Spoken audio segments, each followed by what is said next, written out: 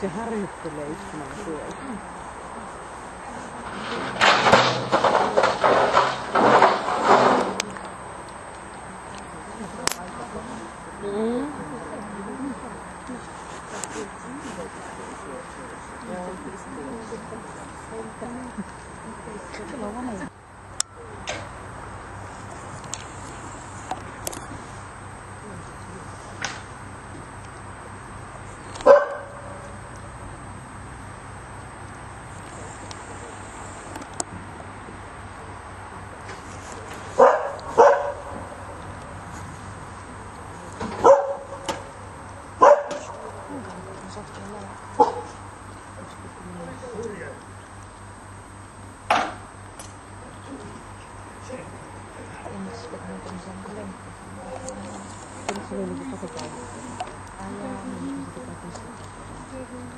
Kyllä en mä niinku sitä puhua tuosta itse, että pitäisi olla niinku yksi pelikanava.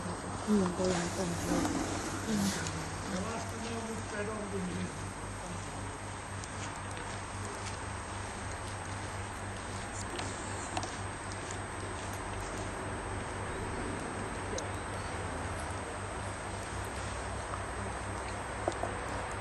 Nyt tulee tähän asti ja sitten ne ampuu. Niin. Ja sitten se on viimeinen.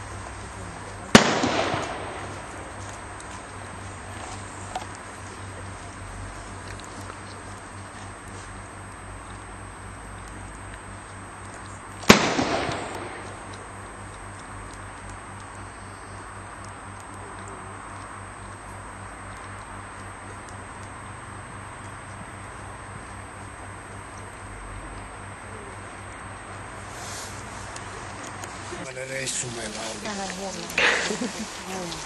Oliko oma koira matkassa?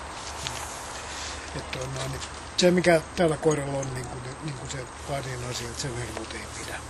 Eli sä pidät tätä koiraa yllä. Eli se tukee sun hirveästi, te olette parina menette mukavasti, mutta siinä vaiheessa kun tämä koira joutuu yksin tilanteeseen, niin se yksinkertaisesti menee panikkiin. Eli siitä tulee se varoo vieraita ihmisiä, se on kovin pidättyväinen ja sillä on hirvittävää painetta. Meillä on tämä testi on vähän huono tämän tyyppisellä koiralla, sen takia kun ihmiset tekee kaiken. Ja jos koira pelkää koko ajan ihmistä, niin silloin se paine tulee koko ajan niin päälle ja päälle ja päälle.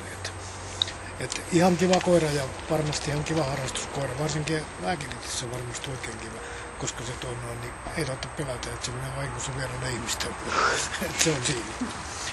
Mutta se, että täällä nyt valitettavasti on kaksi semmoista ikävää asiaa. Ensinnäkin se on alkusualtis, että se alkoi ampua se aika voimakkaasti. Ja niin ei ole vieläkään ihan täysin palautunut tästä testistä, että nyt sun tehtävä on nostaa häntäätyä koipien välistä ylös ja iloisesti kaarelle ja lähdette liikkeelle sen kanssa. Ja toinen asia on tosiaankin, että tätä käytöstä ei voi kuvata muuten kuin miinusuksi vähän hermostunut. Että se hermostuu hirveästi, painestuu hirveästi. Jos se on jonkun vieraan ihmisen kanssa, niin suostuu puussa jo tällä hetkellä. Että se saa susta hirveästi tukea ja se on hirveän hyvä. Ja ensimmäinen asia, vaikka se on pidättyväinen, niin ensimmäinen asia, mitä se yrittää tehdä, että se yrittää alistua.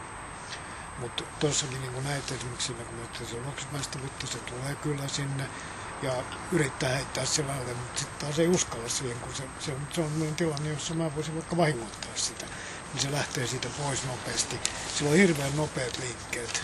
Että se on tosiaankin siitä niin vaikea, että se liikkuu. Se tykkää kuitenkin periaatteessa ihmisistä, mutta kuitenkin ne pelottaa. Että se on vähän sellainen ikävä yhdistelmä.